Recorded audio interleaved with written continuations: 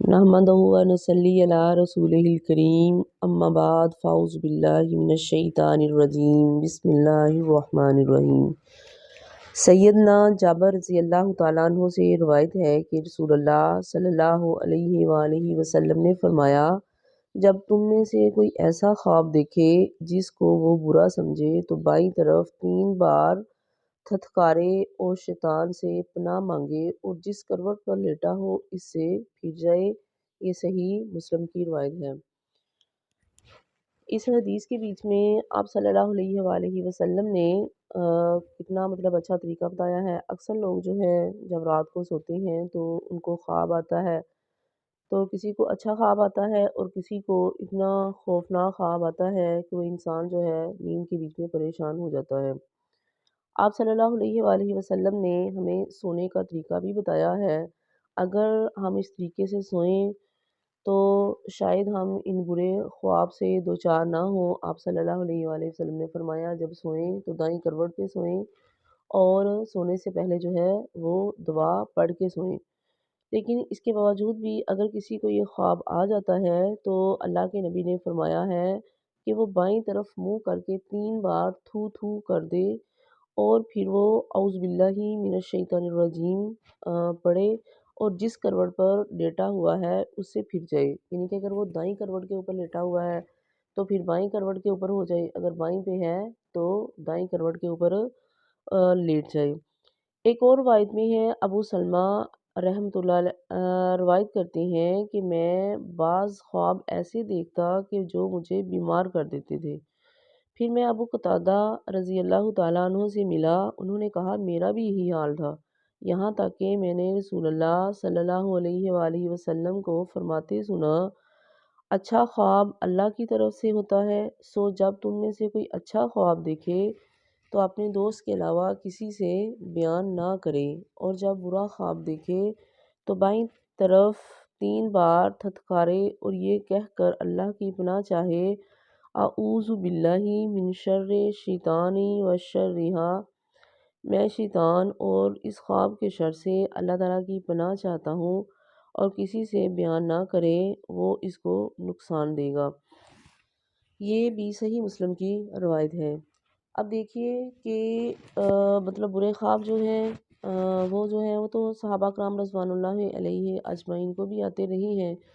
तो उन्होंने भी जब आप सल्लल्लाहु अलैहि वसल्लम से पूछा कि ये क्या वजह है, तो आप सल्लल्लाहु अलैहि वसल्लम ने फरमाया कि जो अच्छे ख्वाब होते हैं वो अल्लाह की तरफ से आते हैं और जो बुरे ख्वाब होते हैं तो वो समझो कि शैतान की तरफ से ही आते हैं। तो फरमाया कि जब तुम में से कोई अच्छा ख्वाब देखे तो अपने दोस्त के अलावा किसी से बयान ना करे, क्योंकि कुछ लोग ऐसे होते हैं वो आपसे जेलस होते हैं, हसद की बिना के ऊपर वो आपसे हसद करने लग जाते हैं। जैसे कि आपने सूरत यूसुफ में भी पढ़ा है कि जब हज़रत यूसुफ अलैहिस्सलाम को ख्वाब आया था तो उन्होंने ख्वाब अपने वालिद से बयान किया कि मुझे ऐसे जो है वो 11 तारे हैं वो मुझे जैसे सजदा कर रहे हैं।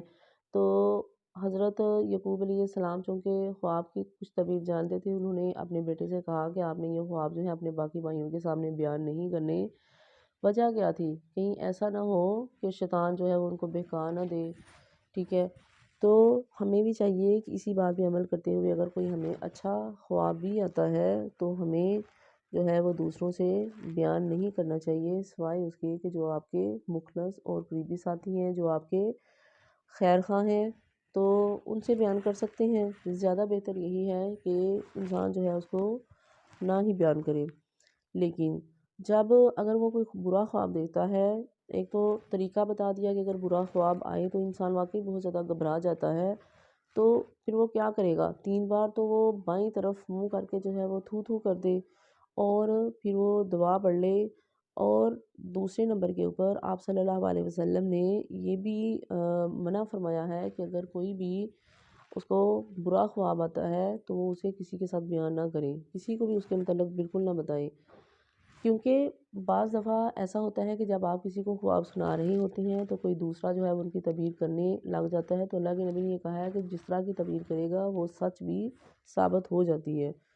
तो अगर कोई इंसान उसको नहीं पता है کہ بھی آپ صلی اللہ علیہ وسلم نے ممانعت فرمائی ہوئی ہے برے خواب کو سنانے کی، تو اگر وہ کسی کو سنائے تو اس کو دوسرے بندے کو بھی یہ چاہیے کہ وہ خاموشی کے ساتھ اس کا خواب جو ہے وہ سن لے، اور سننے کے بعد جو ہے وہ اپنے پاس سے کوئی پیشن گوئی نہ کرے، مطلب اس کی کوئی تعبیر نہ کرے، بلکہ خاموشی کے ساتھ جو ہے اس کی بات کو سن لے۔